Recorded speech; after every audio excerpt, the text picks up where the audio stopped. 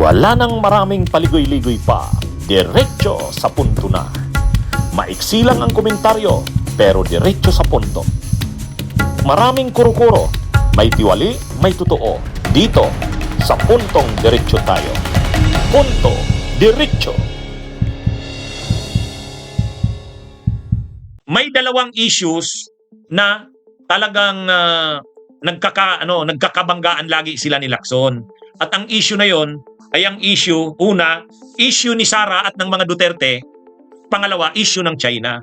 Yun yung lagi silang nagbabanggaan. Pangatlo pa pala, yung issue sa minorya, yung mga kasamahan niyang senador. Una kasi ganito, tungkol sa issue ng minorya. Ng Senate Blue Ribbon Committee Chairman pa kasi si Marcoleta. Alam naman natin ang style ni Marcoleta bilang Senate Blue Ribbon Committee Chairman. Siya, ang stand niya bilang Senate Blue Ribbon Committee Chairman. Ang mga senador ay hindi madadamay sa investigasyon sa anomalya sa flood control. Kasi para sa kanya, mga senador yan, protektahan yan. Kaya, yung investigasyon ni Marcoleta, unang hearings pa lang ng Blue Ribbon, yung present niya si Diskaya bilang bilang testigo niya. Yan yung star witness ni Marcoleta si Diskaya. Anong nangyari? Ang gusto ni Marcoleta, yung mga kongresista lang ang imbestigahan. Yan nun, may mga lista yon.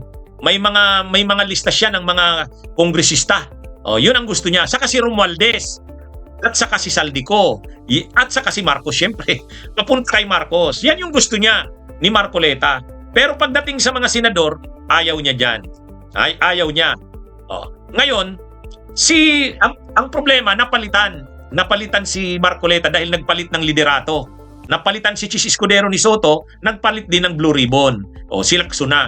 Si Lacson naman, ang direksyon ni Lacson, kahit kapwa pa senador, kung sangkot talaga sa anomalya, dapat imbestigahan. Diyan na ngayon Kasi syempre, yung mga tinamaan ng mga senador ay mga kakampi ni Marcoleta sa minorya. Yan na si Chis Escudero, si Joel Villanueva at si Jinggoy Estrada. Kaya, yung investigasyon ni Senador Ping Lacson, tapos na yung report niya, dapat pumirma na yung mga senador. Ayaw nila Marcoletang pumirma. Ayaw nila. Kaya hindi na ilalabas yung report.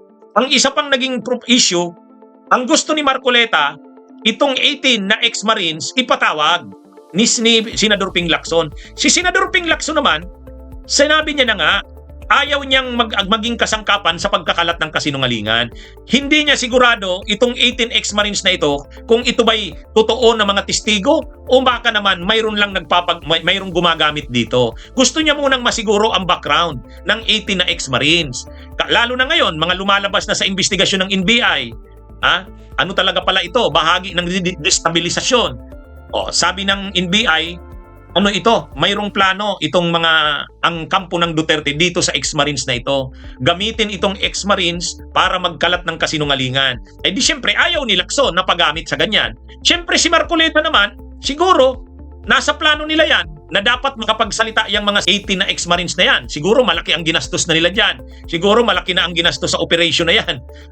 So, saka yung plano dyan, magamit talaga yan para sabi nga ni Ombudsman Boying Rimulya, mag-create ng political tipping point para mag-alsa ang military. Siyempre, hindi papagamit si Lacson sa ganyan. Alam niya na yung ganyang mga plano. Ngayon, siyempre si Marcoleta naman, bahagi yan ng kanilang plano, ipipilit niya. Yan ngayon yung isa sa pinag-aawayan. Pinipilit ni Marcoleta, dapat ipatawag ang 18 na yan na ex-Marines. Sabi naman ni Lacson, hindi tayo pagagamit para magkalat ng kasinungalingan. Ang investigasyon natin, para lumabas ang katotohanan. Malinaw na ang plano dyan sa 18 ex-Marines maging kasangkapan sa pagkakalat ng kasinungalingan para mag-create ng political tipping point. Magalit ang mga militar, magalit ang mga tao, mag-alsa. So hindi papagamit si Lacson sa ganon. Ayaw niyang gamitin ang Blue Ribbon sa ganon. Kaya dyan na ngayon nagkakaanuhan sila. Siyempre si Marcoleta, gusto niyang gamitin yung 18 na yan na ex-Marines. Isa yung China. Yan pa yung isang issue na Sinasabi ni Marcoleta, hindi naman siya pro-China. Sabi niya nga, sige, kailan ba ako naging pro-China? China-challenge niya yung media. Kailan ba? Sabihin niyo, kailan ako naging pro-China? Sa totoo lang, hindi naman talaga siya nagsasabi ng pro-China siya. Pero yung ginagawa niya, pang pro-China. Di ba? Hindi naman talaga, alangan naman nagsasabi siya na tama ang China. Hindi naman siya nagsasabi ng ganon. Pero, yung mga ginagawa niya ay pumapabor sa China. Ang tawag nga doon, inuulit niya lang yung mga argumento ng China. Saka, anong mga sinabi ni Marcoleta? Sabi ni Marcoleta, bakit? May West Philippine Sea ba? Wala namang West Philippine Sea, invention lang natin yan. Wala pang ang mapa yan, wala yung coordinates. Bakit mo i-raise yung issue na yan? Pinapaboran mo ang China sa ganyang ginagawa mo eh. O yan yung problema dyan. Hindi inaamin ni Marcoleta na pro-China siya, pero sa ginagawa niya, napapaboran niya ang China. Di ba? Pangalawa, yung sinabi niya, bakit kasi yung Kalayaan Island Group, nasa labas naman na yan ng Exclusive Economic Zone, ilabas na natin yan. I-give up na natin yan para yung guhit natin ng Exclusive Economic Zone, diretso na. Ano bang ibig sabihin nun? I-give up mo yung teritoryo na bahagi na ng ating national territory? Kanino ka kumakampi? Sa China. Hindi mo man sabihin yun, ganun ang ginagawa mo. Ngayon kasi galit si Marcoleta, napanood ko eh. Sabi niya sa media, sabihin niyo sa akin, kailan ba ako naging pro-China? Hindi naman siya nagsasabing pro-China siya, pero lahat ng mga sinasabi niya at ginagawa, pumapabor sa China. Yun. Di ba? Yan yung nangyayari. Kaya sabi nga ni Senador Ping Lacson, kanino ba siya kampi? Ay di ba sa China? Obsessed siya sa kadidepensa ng China. Tapos pagdating pa sa issue ng anomalya sa flood control, laging paulit-ulit si Marcoleta tungkol kay Diskaya. Ang ini-insist ni Marcoleta, dapat gawing state witness ang mag-asawang Diskaya kahit hindi sila magsauli ng ninakaw nilang yaman. Sabi kasi ni Marcoleta, wala naman yan sa kondisyon ang restitution, wala sa kondisyon bago mabigyan ka ng witness protection program.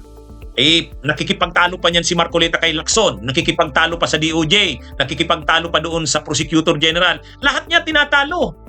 So ibig sabihin, sa lahat ng isyung ito, China, Diskaya, kanino siya kampi? Yun ang tanong ni Lacson.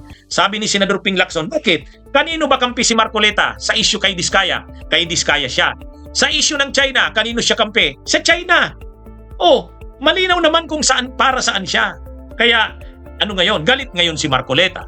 Bakit daw siya sinasabing kampi kay Diskaya? Bakit daw siya sinasabing kampi sa China? Hindi naman daw siya kampi sa China. Anyway, mga kabunyog, mga kababayan, yan yung mahirap dito kay Marcoleta. Ang pinaka-issue talaga sa kanya, yung kanyang pagiging arrogante, pagiging mayabang, ang tingin niya siya ang laging tama. Bunyog, halikan na kasama ka. Bunyog, kapag buklod ay may pag-asa. Luzon, Visayas, Mindanao, isa ang pananaw. Sa bagong Pilipinas ang bunyog isisigaw. Bunyog, bunyog, bunyog.